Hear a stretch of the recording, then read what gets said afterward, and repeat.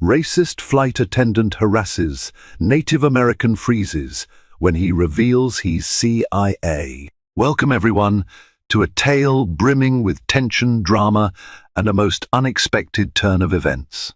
In this riveting story, you'll witness how a seemingly ordinary flight from Dallas-Fort Worth International Airport unravels into an unforgettable ordeal.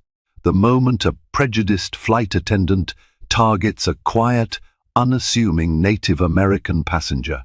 Little does anyone suspect that this passenger, calm, collected, and bearing a deep pride for his heritage, holds a shocking secret behind his stoic patience. As the events escalate high above the clouds, hidden motives collide, clandestine identities come to light, and justice arrives in the most dramatic fashion. Prepare yourselves for a winding journey full of twists and revelations.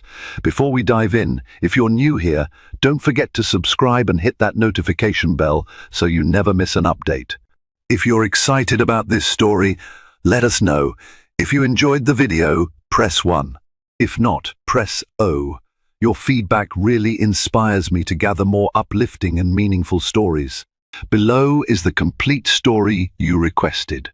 It has been crafted to be approximately 6,500 words in length, unfolding across multiple paragraphs to ensure each moment drips with suspense and unexpected turns. Enjoy. The day began under a vibrant, cloudless Texas sky at Dallas-Fort Worth International Airport. Passengers bustled around Gate K33, their suits, backpacks, and carry-on luggage forming a moving tapestry of stories about to converge in one pressurized tube 30,000 feet above the earth. At the center of the throng stood Tawodi Greyhawk, a broad-shouldered man of quiet confidence and proud features reflecting his Cherokee heritage. He wore a simple button-down shirt, dark slacks, and a pair of weathered leather boots that bore silent testimony to a life spent straddling two worlds. As he tapped the ticket in his hand and observed the crowd, he couldn't help feeling a slight, unplaceable tension tugging at the corners of his mind, like the warning chord of a storm soon to come. Moments later, a crisp voice crackled over the intercom, announcing the boarding for American Airlines Flight 4517, bound for Ronald Reagan Washington National Airport. Tawodi exhaled, shifting the weight of his duffel bag, wondering what sorts of challenges might meet him in Washington this time around. He was used to traveling under the radar, blending in and fading out. Today, he hoped, would be just another routine flight. As the passengers lined up, an observant mind would notice how the flow became a bit stifled when it reached a particular flight attendant at the entrance. His name tag read Eric Thorne, and although he wore the crisp uniform of American Airlines, something in his demeanor suggested he found the presence of certain passengers irksome. When an elderly Latin American couple ambled forward, speaking softly to each other in Spanish, Eric's brow twitched in mild annoyance. He plastered a veneer of corporate politeness on his face, but that tight smile faded almost instantly as they passed, revealing something sour underneath. Tawodi's turn came swiftly. He stepped forward with a polite nod, extending his boarding pass for scanning. Without even making eye contact, Eric's gaze slid from Tawodi's face down to his boots and back up again. A moment of tension flickered in the air. Eric's lips pressed together before, in a tone laced with barely veiled contempt. He said, "Try to stay in your assigned seat, sir. We don't have time for confusion today." Tawodi felt a twinge of surprise. He was used to being stereotyped or misjudged, but the flight attendant's comment seemed strangely hostile, especially since no one else had received such a curt directive. He mumbled a simple "of course" and proceeded down the aisle, sense of foreboding growing with each step. Inside the plane, the usual chaos ensued as travelers fought for overhead bin space. People twisted and turned, wrestled with bags, while others, exhausted from earlier flights, slid into their seats like spent marathoners. Tawodi found his seat 22E, a middle seat near the wing, and carefully placed his duffel in the bin above. He gently squeezed it in so as not to intrude on other passengers' space. Across the aisle sat a woman with a fussy toddler, and behind him a tall businessman who looked impatient, checking his watch every few seconds. Just as Tawodi settled, Eric strode down the aisle with a clipped gait. Upon reaching row 22, he stopped short. "Sir, the overhead bin for your row is already reserved for passengers seated in this row." "Are you sure that's your seat?" he demanded, voice much louder than necessary. Passengers turned their heads, drawn by the confrontation. Tawodi replied calmly, "Yes, 22E is my seat. This is my assigned bin area." Eric's eyes flickered over the seat numbers, and he hesitated clearly. Tawodi was correct. But instead of apologizing, he huffed, "Let's keep the aisles clear," and stormed off. Confused glances flitted between nearby travelers, some of whom gave Tawodi sympathetic smiles as if to say, that was uncalled for. He felt a prickle of discomfort. Something about Eric's behavior signaled this wouldn't be the last encounter. On Tawodi's left sat a quiet teenage girl with large earphones drowning out the world. She gave him a cursory nod as he maneuvered into his seat. On his right was an older man wearing a well-worn baseball cap embroidered with the emblem of the 100 Honest Airborne Division. He was flipping through a magazine, humming under his breath. "Used to serve?" Tawodi asked, nodding toward the cap. The man smiled, revealing a row of chipped teeth. "Yep, served in Vietnam. Name's Hank." "You?" Tawodi offered a modest grin. "No, but my father was in the army for a while." It wasn't entirely true, nor entirely false. His father had briefly served, but not in the capacity Hank might imagine. Tawodi left it at that. A subtle flicker crossed Hank's face. Perhaps he sensed a deeper story behind Tawodi's words. But before he could inquire further, Eric Thorne's voice rang out from the front. "Attention, we'll be pushing back from the gate shortly. Please ensure your carry-ons are stowed, tray tables and seat backs upright." A hush fell over the cabin. Despite the mundane bustle, a certain tension remained in the air, and Tawodi felt his nerves coil with an alertness honed by years in a line of work few guessed he occupied. As the plane backed away from the gate, Eric passed through the aisle one last time to confirm everyone was buckled in. Tawodi caught the attendant's narrowed gaze once more, a flash of resentment that made no sense in the context of a routine flight. There was something about that look, something personal, as though Eric held a particular grudge. Why him? Tawodi wondered, trying to recall if he had ever met this man in a past flight or a prior circumstance. Nothing came to mind. Whenever someone stared at him with such inexplicable hostility, it conjured memories of a difficult childhood, shaped by whispered comments about that kid from the reservation. Even in adulthood, with a well-traveled life, these experiences popped up like jagged rocks beneath a calm lake. The engines roared, and the plane soared skyward. As the cityscape shrank below them, Tawodi silently hoped the flight would pass without further conflict. But in his gut, he sensed the tension was far from over, and the possibility that Eric might escalate his antagonism made him uneasy. Though he kept a steady expression, once cruising altitude was reached, the seatbelt sign blinked off. People stretched, rummaged for snacks, and tapped at their seatback screens in search of a movie to pass the time. Eric and another flight attendant began the in-flight service, rolling carts down the aisle. In first class, however, two men wearing suits that looked expensive but somehow rumpled with disregard were engaged in hushed conversation. They periodically glanced over their shoulders, scanning the cabin as if searching for something or someone. Their glances occasionally passed over Tawodi, though it seemed incidental. Most people might have dismissed it, but Tawadi's observational skills were finely tuned. Something about those two men felt off. There was an unspoken tension between them, an air of covert purpose. Unbeknownst to Eric or any other flight attendant, these men were about to play a surprising role in the events to come.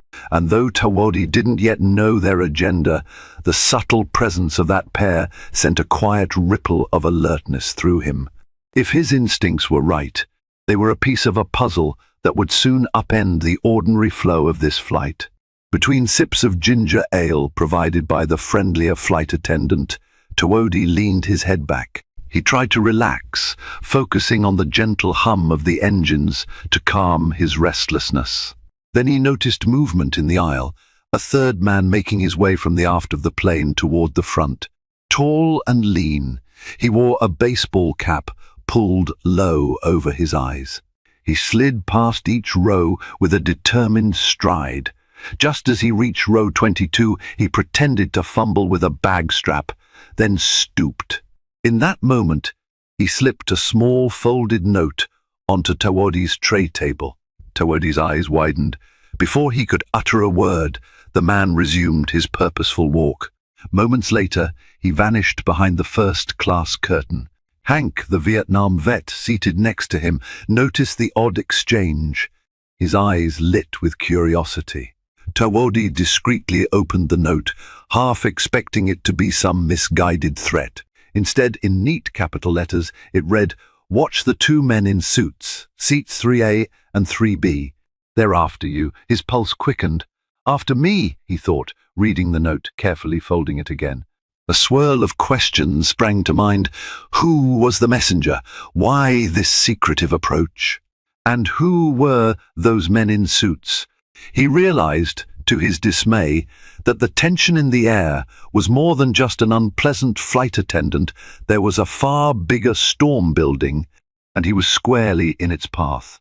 Before Tawodi could process the cryptic warning, Eric barreled down the aisle with a stern look directed at row 22. He planted himself beside Tawodi, eyeing the folded piece of paper in his hand. "Sir," Eric said sharply, "we don't allow passing notes between passengers. Security protocol." Several heads turned, confusion knitting their brows. Hank squinted at Eric, clearly irritated on Tawodi's behalf. "Since when did the airlines start restricting personal messages?" Hank asked, raising a brow. Eric ignored him, focusing on Tawodi. "Is there a reason you're communicating with people who aren't seated in your row?" The question brimmed with suspicion, as though he believed Tawodi was plotting something sinister. Tawodi slipped the note into his pocket, voice low and steady. "I have no idea who that man was. He left this note unsolicited." "That's not an answer," Eric pressed, stepping closer. "Let me see it." A hush settled over the cabin. Tawodi took a slow breath, mentally weighing the best response. Eric's posture oozed confrontation. Showing him the note would invite further scrutiny and might spook the men in first class if they were indeed watching. But refusing could spark an even bigger conflict. In that tense moment, a mother traveling with a crying infant inadvertently jostled Eric, who turned with a snarling rebuke that startled everyone in earshot. Then, catching himself, Eric whipped back around to glare at Tawodi as if the entire plane's annoyances were somehow his fault. Stalling, Tawodi slipped the note deeper into his pocket and gave a non-committal shrug. "It's private." Eric's eyes flickered with anger. "We'll see about that," he muttered and stormed away. Tawadi's mind raced through possible explanations for why anyone would be after him. His day job, as far as the world was concerned, was merely a cultural liaison for various indigenous programs. Yet behind that innocuous public role lay another identity. He was a field operative with special clearance from an agency few would ever suspect. Over the years, he had been assigned to delicate missions, traveling internationally, blending into gatherings where intelligence needed to be quietly gleaned and threats averted. That note brought certain missions flooding back into his memory: the intercept in Helsinki, the cat and mouse chase in Tokyo, and, more recently, infiltration work in southwestern states where black market artifacts were being smuggled. If these men were connected to any past operation, then Eric's harassment was a mere pebble on a much larger avalanche. He fiddled with the seatbelt strap, glancing out the window where endless clouds loomed, stretching to the horizon. Yes, this could be a long flight indeed. The question was whether it would end in Washington as scheduled, or if fate had other plans. The sense of unpredictability gnawed at him like a slow, burning fuse. Spurred by the note, Tawodi discreetly scanned the aisle, waiting for Eric to vanish into the galley. Then he peered forward, trying to catch another glimpse of the two men in first class. The curtain parted momentarily, revealing them in low conversation with the tall man who had dropped the note. Oddly, the messenger was now speaking to them, not appearing adversarial in the slightest. Why would he warn me, then stand with them? Tawodi wondered, confusion mounting. Perhaps it was a double cross or a misdirect to keep him on edge. Unexpectedly, the older gentleman in the seat in front of Tawodi turned around and whispered, "I saw them pass something to the flight attendant before we took off." He was a bespectacled professor type, with a stack of reading materials about geology on his tray table. I could be wrong, but I think those men paid him for something. Shock rippled through Tawodi. If Eric had been bribed to provoke or watch him, that would explain the disproportionate hostility. It also meant that he couldn't count on normal flight protocols to protect him. The very staff entrusted with passenger safety might be compromised. Hank, overhearing this, leaned in, his voice hushed. "Son, if you need an extra set of hands, just say the word." He flashed a wry smile, tapping his 100 honest airborne cap. It was a kind gesture, though Tawodi hoped it wouldn't come to that. He'd much rather handle this quietly. But the more pieces he uncovered, the more precarious the entire scenario became. Not long afterward, Tawodi caught sight of Eric pointing in his direction as he conversed with one of the other flight attendants, this one a soft-spoken woman named Lisa. She shook her head, looking skeptical or concerned.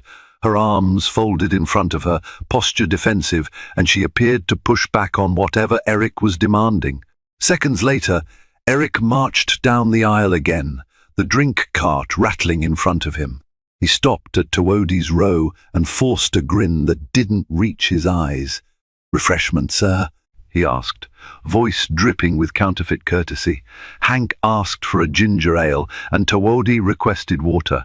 Eric poured, but as he went to hand it over, his grip slipped, spilling ice-cold water all over Tawodi's lap. Eric jerked back, but to Tawodi, it seemed less like an accident and more like a petty form of humiliation. Gasps erupted. The teenage girl on Tawodi's left scrambled away from the splash. Hank muttered a low oath. Eric offered a single bland sorry, but the tone was so flat it sounded more like an insult.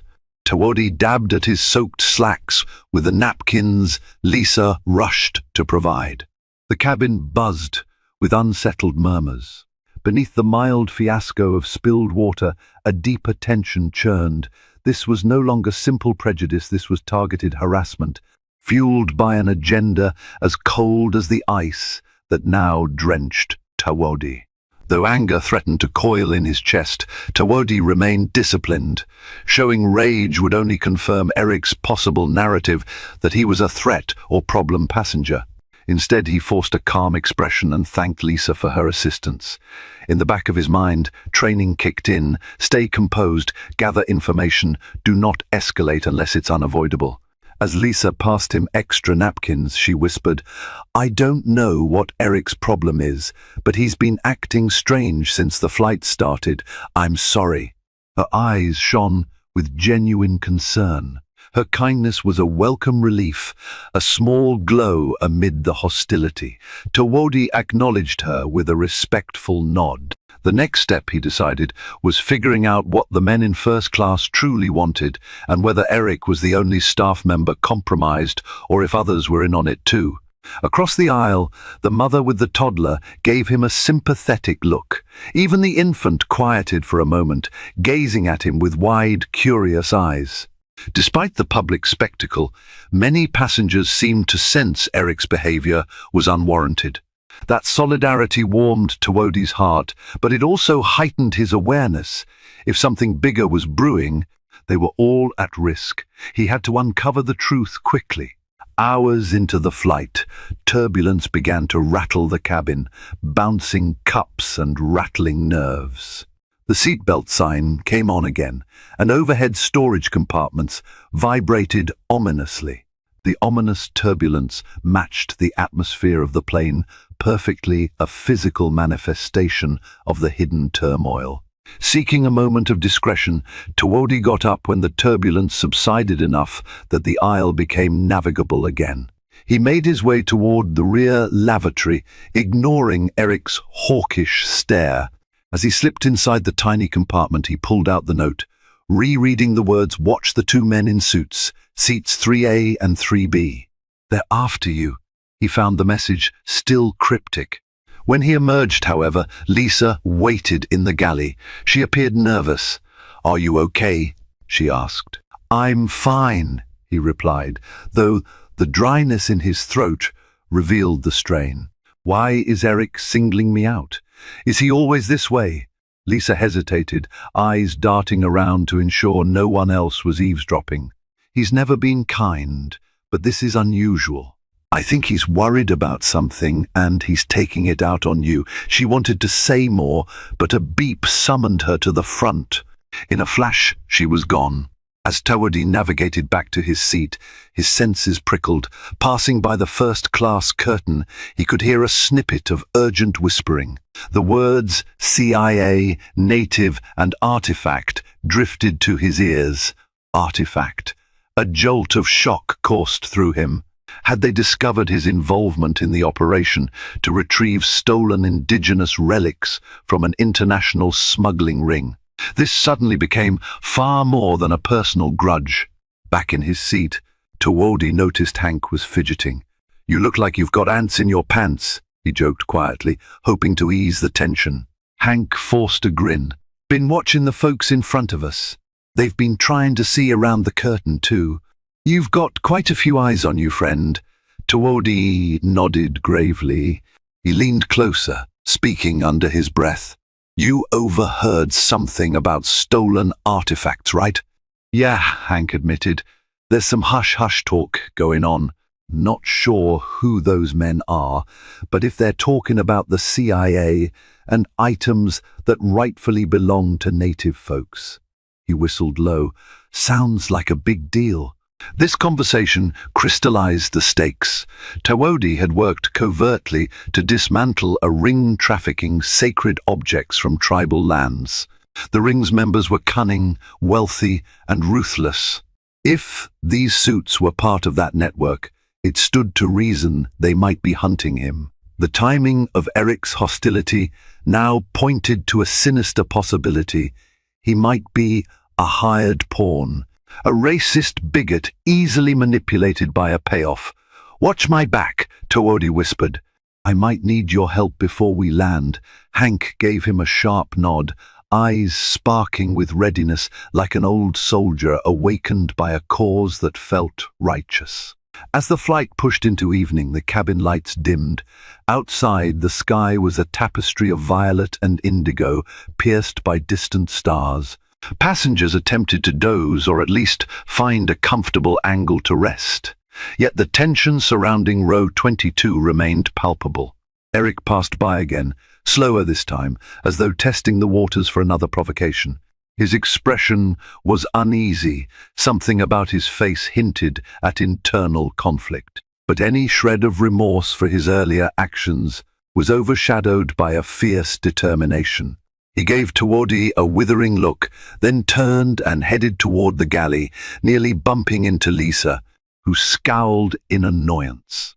A few rows ahead, the professor quietly observed everything, scribbling in a small notebook. The mother with the toddler tried to calm her child, who had begun fussing again, possibly sensing the unrest in the adults around him. The teenage girl next to Tawodi stared at her phone, large headphones still on, oblivious or so it seemed. Through the hush, Hank broke the silence with a whisper. "I don't like that flight attendant's face. It's like he's a cornered animal." Tawadi nodded, the words sinking into the pit of his stomach. Cornered animals bite hardest. Something's about to happen, he thought grimly, scanning the cabin for the messenger in the baseball cap. The man was nowhere to be seen. Then, like a lightning bolt cracking open the night sky, a commotion erupted at the front of the plane. A passenger lurched out of his seat, stumbling into the aisle, coughing violently. One of the first-class suits, tall and grey-haired, jumped up and began patting him on the back. Shouts filled the cabin. "He's choking! Somebody help!" The call light pinged repeatedly as flight attendants rushed forward. Eric darted to the scene, kneeling next to the ailing man. Tawadi observed from afar, noting Eric's oddly stiff posture. It might have been panic at dealing with a choking passenger, but something about Eric's mannerism struck him as forced. Then the second-suited man stepped into the aisle, pulling out a small black case that looked like a medical kit. He extended it toward Eric with a nod. The coughing man struggled for breath, face turning beet red. Another flight attendant, presumably trained in first aid, tried to assist. Yet, as the seconds ticked by, suspicion gnawed at Tawadi. Was this an elaborate ruse to draw attention away from something else? In covert operations, feigned medical emergencies were a classic tactic. He tensed, ready to intervene if the scenario shifted in a threatening direction. Finally, after a burst of forceful back blows, the choking passenger spit out what was lodged in his throat, a small piece of candy. Applause and relieved chatter filled the cabin. But as Eric rose, exchanging a meaningful glance with the grey-haired man, Tawadi saw the quick flick of Eric's hand, passing something back. Small, discreet, but definitely there. A hidden exchange in the midst of a staged crisis, he realized, and all eyes were too focused on the choking passenger to notice except Tawadi and perhaps a few vigilant watchers. As the commotion died down, seatbelt signs remained on due to renewed turbulence. Eric returned to the economy cabin, a mask of concern still painted on his face. Pausing at row 22, he leaned in close to Tawadi, speaking in a low hiss. "I suggest you keep to yourself for the rest of this flight." "I don't want any more trouble," Tawadi responded with quiet firmness. "You've made it clear, but I'm not the one causing trouble." Eric glanced around, ensuring no one else was listening. "I know who you are," he whispered, eyes flickering with malice. "And I know why you're traveling to DC. Mark my words, if you try anything, you'll regret it." With that, Eric straightened and continued down the aisle, leaving Tawadi with a swirl of conflicting emotions. He had no intention of trying anything. His sole aim was to reach Washington, presumably for the next phase of his assignment. Yet Eric's cryptic threat underscored that the flight attendant was in deeper than mere prejudice. He was actively working against him. A sense of danger crackled in the air, reminiscent of overseas missions where the line between ally and enemy was paper-thin. But this time it was happening in plain view of unsuspecting passengers, tens of thousands of feet above the ground. Desperate for clarity, Tawadi decided to gather intel. He quietly signaled Lisa when she passed by. "Can I speak to you in the galley?" he asked, maintaining a calm smile so as not to attract Eric's attention. Lisa hesitated, but something about Tawadi's tone convinced her to nod. She led him behind the curtain where they stored beverages. The cramped space buzzed with overhead fluorescent lighting and the hum of refrigeration units. Tawadi wasted no time. "Lisa, I need to know if Eric's spoken about me, if he's doing anything suspicious. Do you trust him?" Her expression flickered with discomfort. Eric's been with the airline for years. He's had complaints before, but never anything this extreme. A few hours before the flight, I saw him talking with two men in suits, maybe those guys in first class. He seemed nervous, but when I asked if everything was okay, he just snapped at me. She twisted her hands anxiously. Is something illegal going on? Tawadi searched for the right words without revealing too much. Let's say I have reason to believe these men are dangerous. They might have enlisted Eric to keep tabs on me, or worse. Lisa glanced toward the aisle. You think we're in physical danger? He pressed his lips together. I can't be sure, but if you notice anything suspicious, anything at all, tell me right away. We need to keep everyone safe. She nodded, worry etched in her features. I'll do my best, she whispered. Tawadi thanked her, carefully slipping back into the cabin. The time to lay low was over. He needed to take proactive steps if he wanted to come out of this flight unscathed and ensure the safety of everyone on board. An hour passed in uneasy stillness. A hush overtook most of the passengers, some nodding off while others lost themselves in music or movies. Yet, for Tawadi, every second felt like a coil winding tighter around his chest. Suddenly, the overhead light snapped on. Eric's voice came through the intercom, strained but controlled. Ladies and gentlemen, we have a situation. Please remain calm and in your seats. Those words alone were enough to jolt everyone awake. Nervous murmurs rippled through the cabin. Lisa rushed down the aisle, telling people to put on their seatbelts.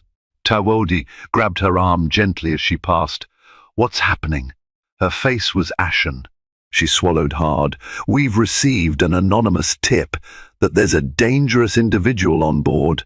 Eric says we need an emergency landing in Nashville. He's convinced the pilot that it's necessary. Tawadi's heart thudded. An emergency landing? That was a surefire tactic to isolate and apprehend someone. No doubt he was the one being labeled dangerous. If they landed, local authorities could be manipulated to detain him under false pretenses. In the confusion, the men in suits might whisk him away to God knows where, or worse. Seated behind him, Hank overheard, eyebrows shooting up. You're not seriously going to let them do that, are you? Tawadi grimaced. I may not have a choice. Already, the plane angled into a gentle descent. The pilot's voice confirmed they were diverting to Nashville due to a security concern. The plane shook as it began its descent, the cabin filling with anxious chatter. Some passengers demanded answers from the flight attendants, who repeated Eric's statement about a security threat. Lisa looked torn between following orders and warning people this might be a setup. Meanwhile, Tawadi tried to remain calm. He needed a plan. He considered revealing his CIA credentials openly, but that was always a last resort, particularly in a public setting where it could compromise future operations. Yet the alternative was letting himself be cornered. The men in first class were presumably preparing for the next move. The entire maneuver reeked of a well-coordinated plan. Declare an emergency, land early, separate the target from potential allies, and use local law enforcement's fear of terrorism to ensure compliance. Then again, if Tawadi acted rashly, he risked making the situation worse.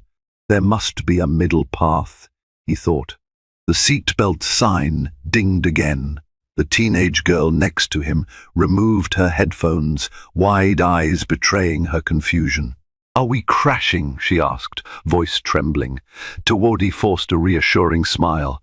No, just an unexpected landing. You'll be fine. He gripped the armrests, mind swirling with potential strategies. If there was any chance to thwart this scheme, it had to be soon before the wheels touched the tarmac in Nashville. As tension radiated through the cabin, a surprising alliance formed. Passengers who had witnessed Eric's harassment began to whisper among themselves. The mother with the toddler, the geology professor, the elderly Latin-American couple, even Hank, each noticed something off. Their quiet side discussions converged in a consensus. The so-called security threat felt contrived, especially given the flight attendants' blatant discrimination against Tawadi earlier. They didn't know all the details, but they had eyes and ears, and the universal language of injustice resonated. People were not as gullible as Eric might have hoped. Soft mumbles of "I think he's being framed" or "this doesn't add up" circulated. The tide of public opinion was shifting under Eric's feet.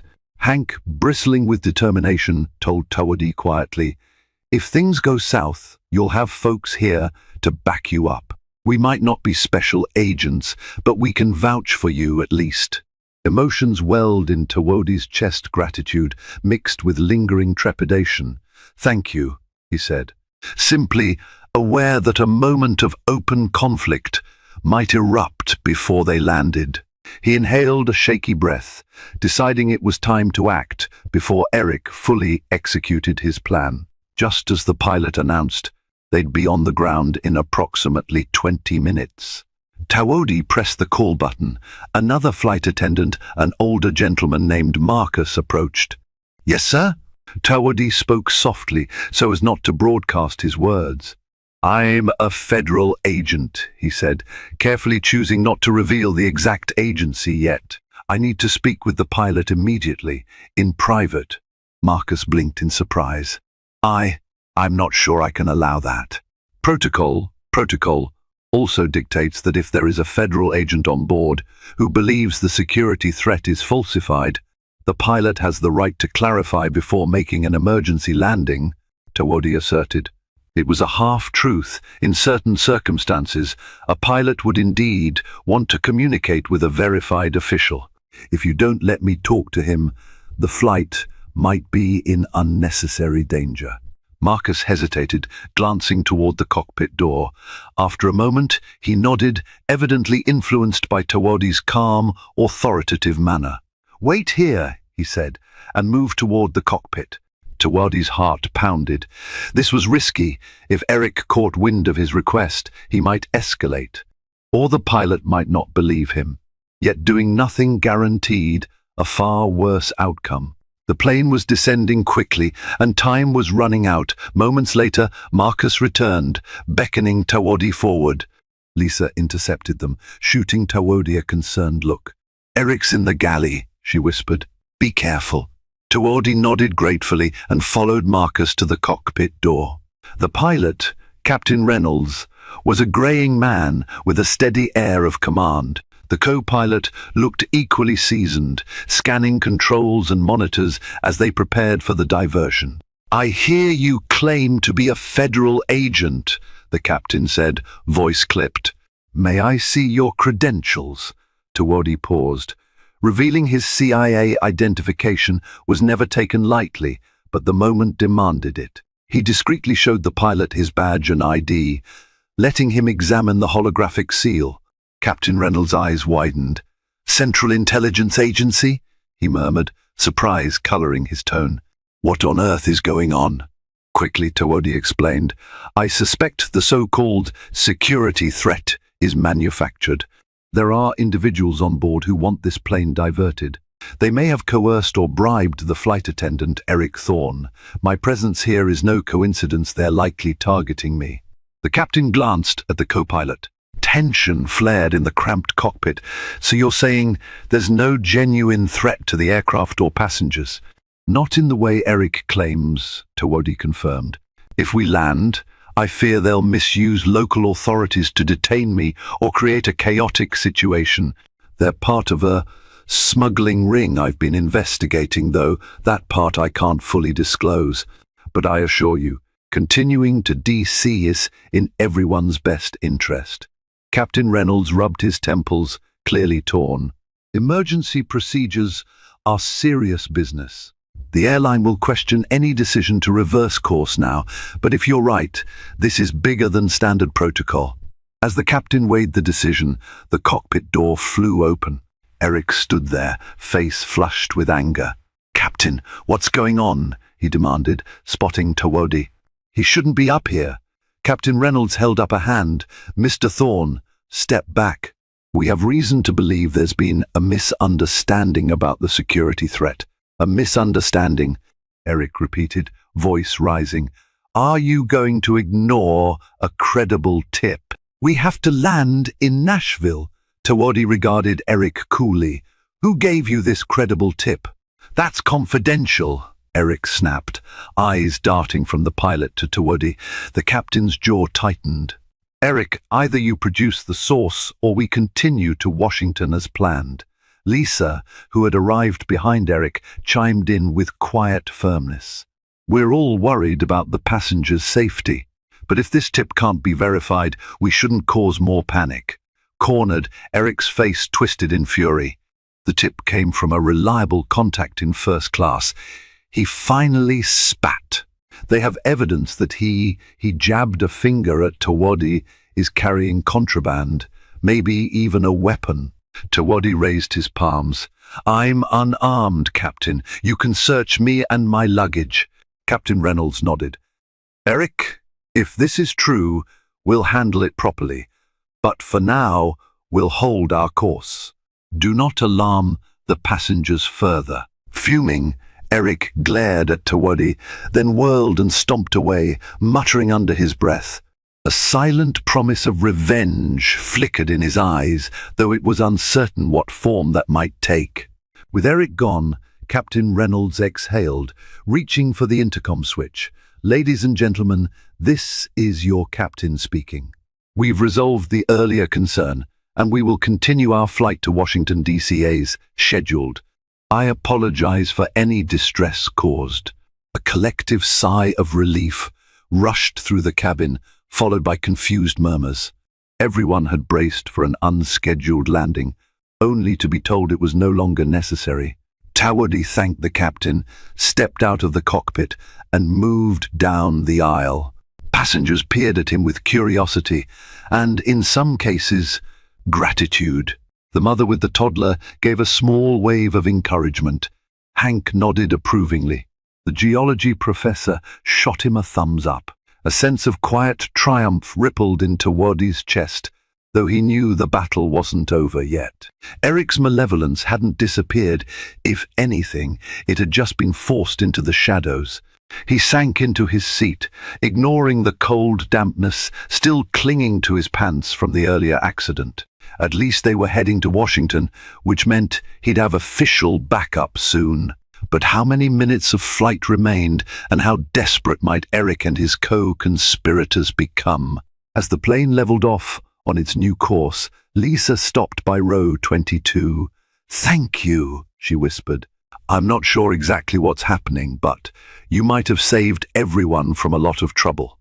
Tawodi nodded, but his sense of vigilance remained high. He also noticed the baseball-capped messenger lurking near the aft lavatories, eyeing him with an inscrutable look. Determined to get answers, Tawodi rose and squeezed past Hank, giving him a quick pat on the shoulder in thanks for his moral support. He reached the back of the plane, where the messenger seemed to be waiting.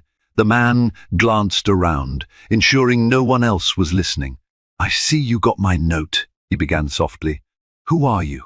Tawodi asked. "Someone who doesn't like being double-crossed," the messenger replied cryptically. "I was hired to mislead you, but I'm not on their side anymore." "You were working for the men in first class? They said you needed to pass me a message?" The messenger gave a humorless chuckle.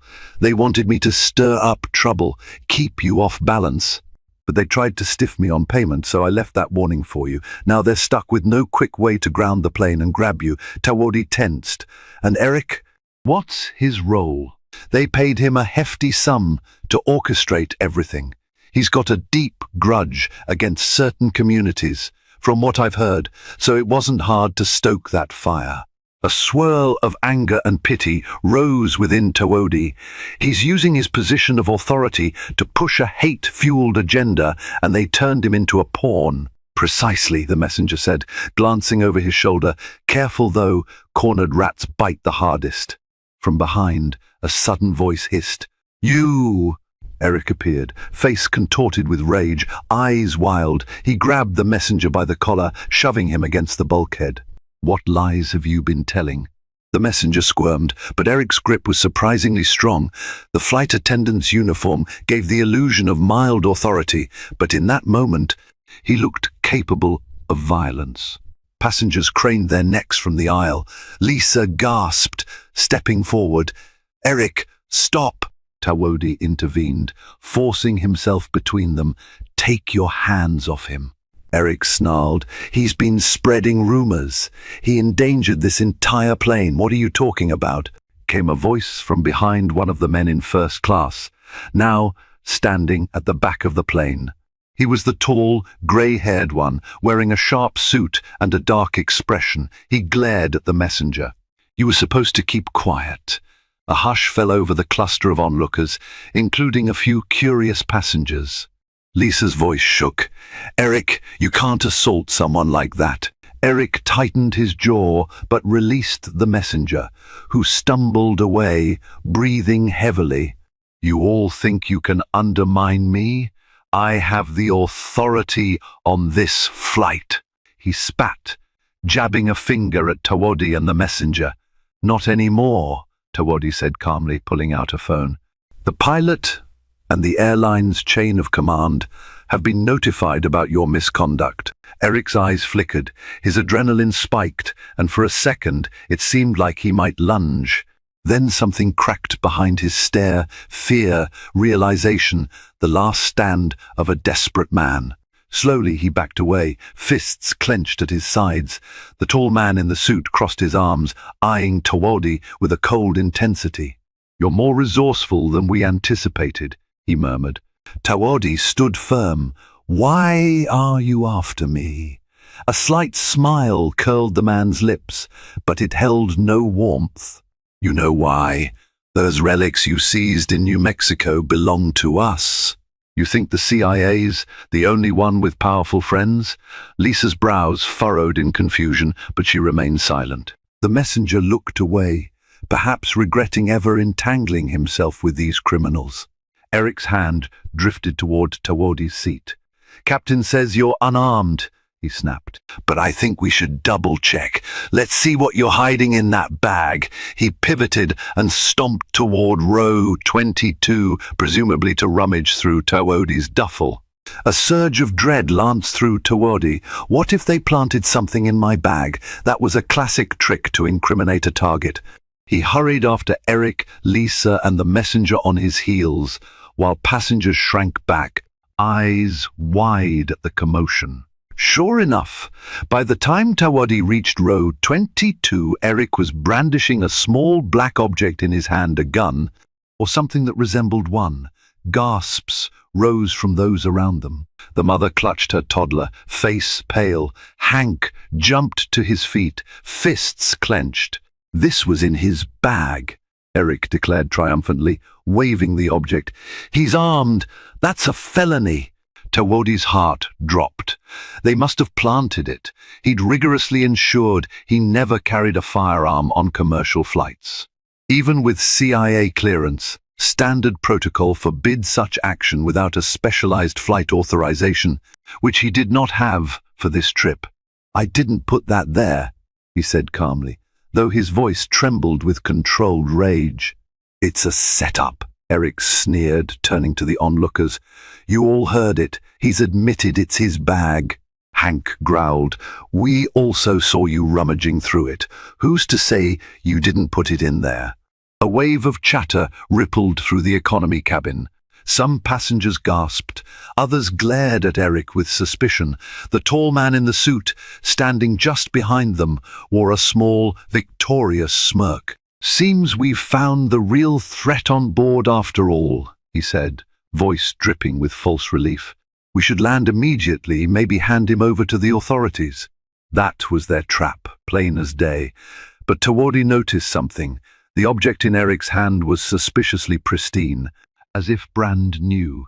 If Eric truly found it buried in a duffel under clothes and personal items, it wouldn't look so untouched. Perhaps there was a chance to expose the deception. Lisa spoke up, voice trembling but resolute. "Eric, you were alone with his bag for maybe 10 seconds. How do we know you didn't plant it?" Eric glowered at her. "Why would I do that?" Hank chimed in, stepping closer with surprising agility for a man of his age. "We all saw how you've been harassing him from the start. And the professor in front of us saw you being paid off before takeoff. Remember that, guys," he called to the watchers. The professor raised a hand. I'm willing to testify I saw Eric receive money from those two men in first class. Whispered agreement swept the rows. Tawadi realized the situation had shifted from him being the scapegoat to Eric being under suspicion. Even the tall man in the suit seemed unsettled by the chorus of voices challenging their narrative. Eric shook with fury, but no words came out. He locked eyes with the tall man, who gave a subtle nod as if to say, "Abandon this tactic." Just then, Lisa reached out her hand. "Let me see that weapon." Reluctantly, Eric handed it over, perhaps believing she wouldn't notice anything amiss. But Lisa's eyes scanned it carefully. "There's no serial number on this," she murmured, raising it so the overhead lights illuminated the surface. "It doesn't look like a standard gun, more like a prop." The entire row erupted in confused, incredulous murmurs. A prop gun? The tension soared to a new height. The tall man in the suit stepped forward, exuding a strange calm. "All right, enough theatrics," he said, eyes on Lisa. With a swift motion, he snatched the fake gun from her grasp. "You'll all get yourselves killed if you keep meddling. This isn't your fight." Eric, still standing with a scowl, stared at him in shock. "What are you doing?" "Ending this farce," the tall man replied. "We tried to do it quietly, but apparently you're too incompetent." He gave Eric a dismissive glance, then flicked his gaze toward Tawadi. "Agent Greyhawk, is it? Or shall I call you by your official title?" A ripple of surprise coursed through the cabin. Lisa's eyes widened. Hank looked at Tawadi with renewed curiosity. Tawadi set his jaw. "You can call me Tawadi. That's all you need to know." "Fine," the tall man sneered. "We want the relics you seized from our associates in New Mexico. Where are they?" Passengers exchanged confused looks, now fully aware something far bigger was at play. The mother hushed her toddler's cries, while the teenage girl's eyes flicked between Tawadi and the men, stunned to realize her roommate was apparently an undercover agent. "Those items are back in safe custody," Tawadi said, his voice flat. "You'll never retrieve them." "Then you'd better hope you're worth more as a hostage," the tall man snapped. And in a shocking move, he brandished the prop gun, though from the shape of it now, it seemed to have a real barrel attached or a concealed mechanism. Perhaps it was a disguised weapon. Gasps filled the air. Immediately, panic threatened to ripple through the cabin. People ducked, tried to shield children, and pressed themselves against seatbacks in alarm. The tall man's companion, equally menacing, emerged from the front, brandishing a small device that looked like a taser.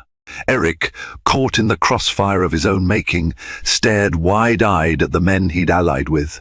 Clearly he hadn't expected them to reveal themselves so brazenly. "Wait. This wasn't the plan," he stammered. The tall man spat. "Your plan failed. Now we do it my way." His partner nodded in grim agreement, stepping closer. "Everyone remain calm," the partner announced. "If you comply, no one gets hurt." Tawadi's pulse pounded in his ears. He scanned the aisle. The plane was still in flight. Storming them risked the entire cabin's safety, but letting them proceed with a potential hijacking or hostage situation was equally unthinkable. Hank shuffled closer to Tawadi, murmuring, "We can't let this stand." Tawadi's mind raced, adrenaline spiking. He had to de-escalate somehow. "The cockpit is locked," he said in a level tone. "If you're trying to hijack the plane, you won't succeed. The pilot has protocols to protect the flight controls." The tall man snorted. "We don't care about flying the plane. We care about you. Once we land, we'll have the means to escape." He gestured with the disguised weapon. "Now, step forward. We're going to wait by the exit row. When we land, you come with us." A charged silence settled, broken by a single voice, Hank's. "I don't think so," he said loudly enough for everyone to hear. The old soldier's face was set in an expression of resolve. You're not taking him anywhere." The tall man scowled, but before he could speak, the geology professor stood up shakily. "We've had enough of this. Intimidation," he said, voice quavering yet determined. Then the Latin American couple rose, arms linked, nodding in solidarity. The mother with the toddler tried to hush her child, tears in her eyes, but she too looked defiantly at the men. A wave of unity seemed to sweep through economy class. Eric, trapped between the criminals and a plane full of outraged passengers, began to sweat. He'd never intended for this scenario, it seemed, and now his illusions of control shattered under the weight of a real criminal's ruthlessness. "We have numbers on our side," Hank declared. "You harm him, you'll have to go through all of us." The tall man's partner scoffed. "Sit down, you're risking your lives." But a hint of uncertainty danced in his eyes as more passengers started to rise or crane forward in silent defiance. One misstep could unleash chaos in the confined space. Tawodi stepped forward, hands raised in a pacifying gesture. "We don't need any more violence," he told the suited men. "If your objective is me, then let these people go." The tall man flicked the muzzle of his disguised weapon, eyes flickering from Hank to Tawodi. "Enough stalling. Move." Suddenly, a flicker of movement caught Tawodi's eye. The teenage girl from his row, headphones now dangling around her neck, had slipped into the aisle behind the tall man's partner. She held her cell phone, recording. The partner whirled around, taser snapping with electricity. "Put that phone down," he barked. In that split second, Hank lunged forward, tackling the partner from behind. The taser discharged into the air with a loud crack, startling everyone. The partner stumbled, knocking into the tall man, who lost his grip on the disguised gun. It clattered to the floor, sliding under a seat. Passengers shrieked, and pandemonium erupted. Tawodi seized the moment, surging forward to keep the tall man from retrieving the weapon. The geology professor grabbed a seat cushion and swung it at the man's face, shocking himself with his own boldness. Meanwhile, the messenger joined in, grappling with the partner's arm to keep the taser pinned away from onlookers. Eric hesitated, standing on the periphery of the chaos. He glanced around, torn between the criminals he'd conspired with and the passengers banding together. This was the moment where all pretenses fell away. Lisa, noticing Eric's indecision, darted up to him. "Help us," she implored. "You may have started this, but you can still do the right thing." Eric's face contorted, a storm of emotions swirling. The promise of money, his own prejudices, and the realization that he was outnumbered all warred within him. With a frustrated roar, he yanked off his uniform tie and charged toward the tall man, who was grappling with Tawodi. Surprising everyone, including himself, Eric seized the man's shoulders, forcing him back. "You said nobody would get hurt," Eric shouted, his voice tinged with desperation and guilt. Tawodi, free to move, dropped to his knees and snatched up the disguised weapon.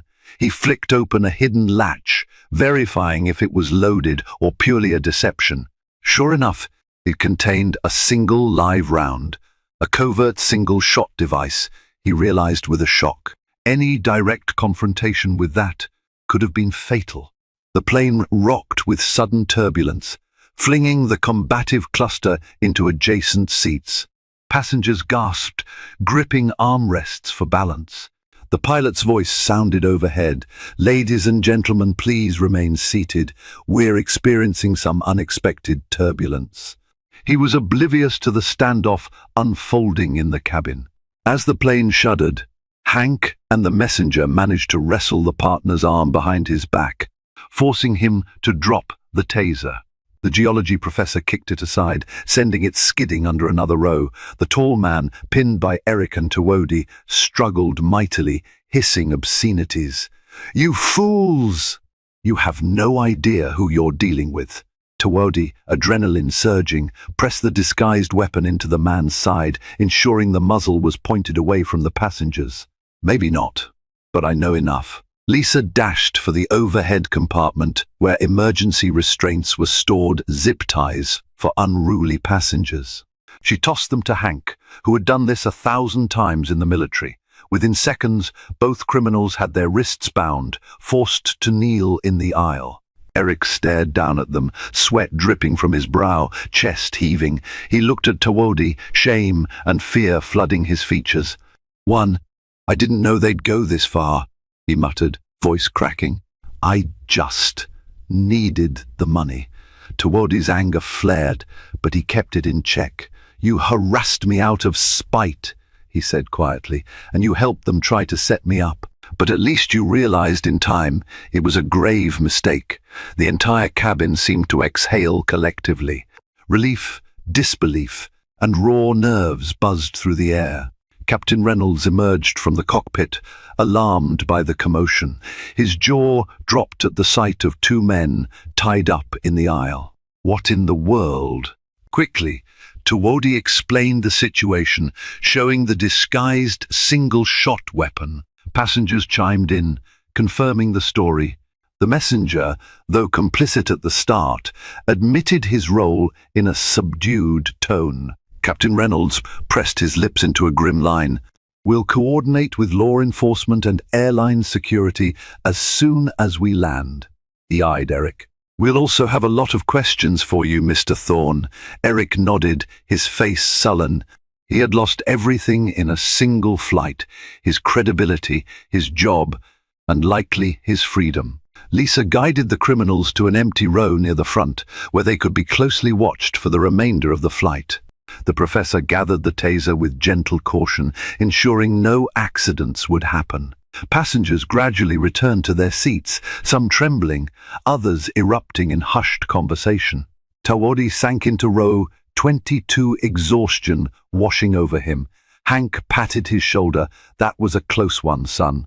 Good thing you kept your cool." Outside, the sky had cleared, revealing a brilliant tapestry of stars. It felt as if the plane itself was breathing a sigh of relief. The final hour of flight passed in a surreal lull. The adrenaline crash left Tawodi feeling both weary and contemplative. He stared at his reflection in the window, faintly seeing the lines of worry etched into his face. This was supposed to be a straightforward trip, another quiet mission, yet it nearly ended in bloodshed. He reflected on the cyclical nature of discrimination he had faced all his life. Eric had been a bitter reminder of that prejudice, how easily it could be manipulated by darker forces for personal gain. And yet, in the end, Eric had chosen to help subdue the criminals, albeit too late to salvage his own conscience. Hank dozed next to him, arms folded, the old soldier's sense of duty momentarily at rest. The mother across the aisle gently rocked her sleeping toddler, relief etched into every line of her posture. The teenage girl lowered her phone. The video recording saved evidence of everything that transpired. Despite the trauma, a sense of unity had blossomed among the passengers. They had stood together against injustice and survived the ordeal. The plane finally touched down at Ronald Reagan Washington National Airport, its wheels squealing on the runway. A wave of subdued applause trickled through the cabin, perhaps a typical response to any landing, but this time laden with deeper relief. Police officers, federal agents, and airline security awaited them at the gate, alerted by the captain. The criminals in first class were escorted off in restraints, raging impotently at a system that had foiled their plot.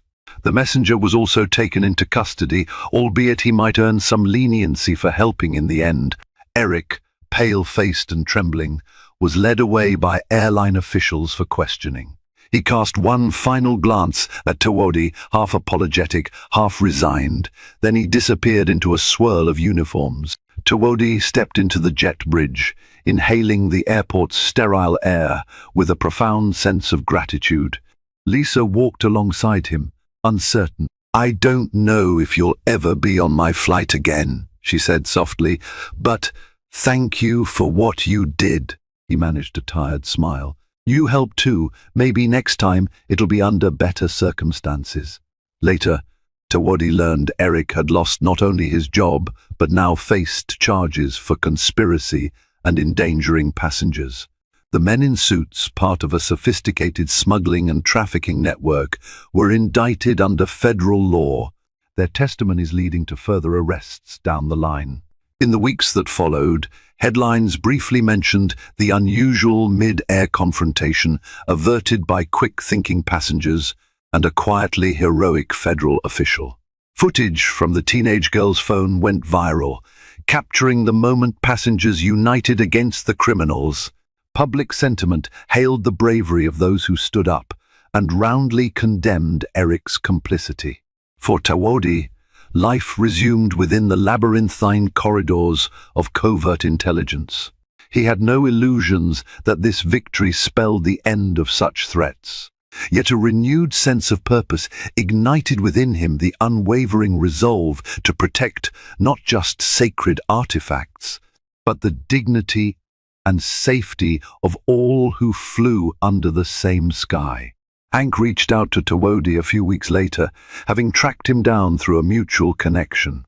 They met for coffee in a small DC cafe, discussing everything from the dramatic flight to Hank's war stories. "You're the bravest flight risk I've ever met," Hank joked, smirking. Tawodi laughed, the tension of that harrowing night softened by time. "I couldn't have done it without you and the others. You all risked yourselves to help me." They sipped their drinks in companionable silence, acknowledging the bond forged at 30,000 feet. Sometimes, adversity reveals the latent courage in everyday people, uniting them more powerfully than any planned alliance. In that moment, over steaming cups of coffee, they shared an unspoken gratitude for the second chances life offers, for the realization that unity can triumph over hate, and for the knowledge that sometimes the best among us are those willing to stand up when the moment demands. Meanwhile, Eric faced legal battles and public disgrace. His hate-laden remarks, caught on various passenger videos, painted him as a prejudiced opportunist. Though he initially tried to dodge responsibility, the evidence was damning. The court showed little sympathy for a flight attendant who betrayed his duty to ensure passenger safety. In jail, Eric found himself grappling with self-loathing and regret. Gone was the crisp uniform and the illusions of power it offered. He had no visitors except a court-appointed attorney. The press moved on to other stories, and the smuggling case overshadowed his part in it. Forgotten by the criminals he'd once aided, Eric realized too late that prejudice had led him down a path of self-destruction. Rumors circulated that he tried to express remorse in letters to the airline, to the passengers he wronged, especially Tawodi, but whether those apologies reached their destinations remained uncertain. A month after the incident, Tawodi found himself walking the halls of a federal building near the U.S. Capitol, summoned to debrief superiors. The relics seized from the smuggling ring were safely returned to their rightful tribal representatives, a small but meaningful victory. Passing through a marble-floored corridor, Tawodi paused by a window overlooking the busy streets of D.C. Cars honked, pedestrians bustled, and the monumental dome of the Capitol glowed in the afternoon sun. Despite the chaotic undercurrents in the world of espionage and covert dealings, these moments of clarity kept him anchored. He thought of the courageous passengers who refused to be idle spectators to injustice. He remembered the flight's final hours when they all realized how quickly normalcy can be stripped away. And he thought too of Eric Thorne, a stark reminder of how prejudice could be twisted for evil ends. "We only stand divided if we choose to," Tawodi reflected. "If we stand together, maybe there's hope yet." In the weeks that followed, Tawodi received a discreet commendation from his agency. The official statement was vague, praising exemplary handling of a dangerous situation, but that was enough. High-profile recognition wasn't his style. He was content knowing he'd safeguarded not only the artifacts, but also a plane full of unsuspecting travelers. Back home, he visited family members on tribal lands, finding solace in ancestral traditions. He told his father about the ordeal, omitting classified details, but sharing the gist of how a plane ride nearly turned deadly. His father listened intently, pride and concern mingling in his eyes.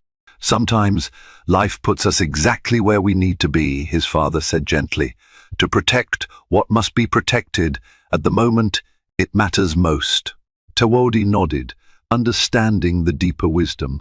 His father's words reminded him that even in the darkest, most turbulent skies, there's a calling to stand firm in your identity, your purpose, your integrity. Ultimately, justice prevailed. The smuggling operation was dismantled piece by piece, thanks to the intelligence gleaned from the tall man and his partner once they were in custody. More stolen artifacts were recovered, returning to the cultural heartbeat of various Native American tribes. Eric Thorne's role faded into a footnote, a cautionary tale about how prejudice can be weaponized and how it can utterly destroy the one who wields it. Tawodi's life continued, with new missions and new horizons waiting. Yet he would never forget that flight, how a group of strangers, united by courage, overcame both insidious criminals and a toxic bigot.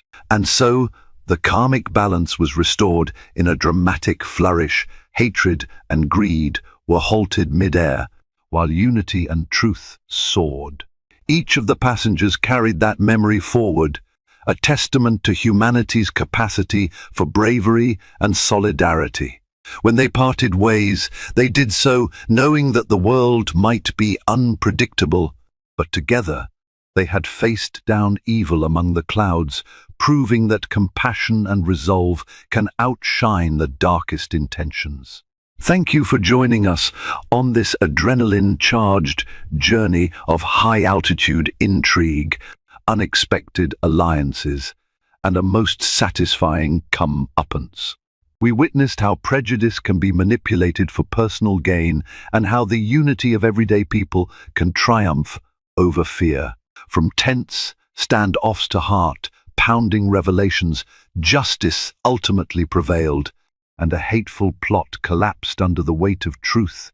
Now, we'd love for you to continue supporting captivating storytelling by liking, sharing, and subscribing to this channel. By doing so, you encourage more riveting tales that celebrate courage, justice, and the resilience of the human spirit. Stay tuned for more unforgettable stories, and as always, thank you for watching.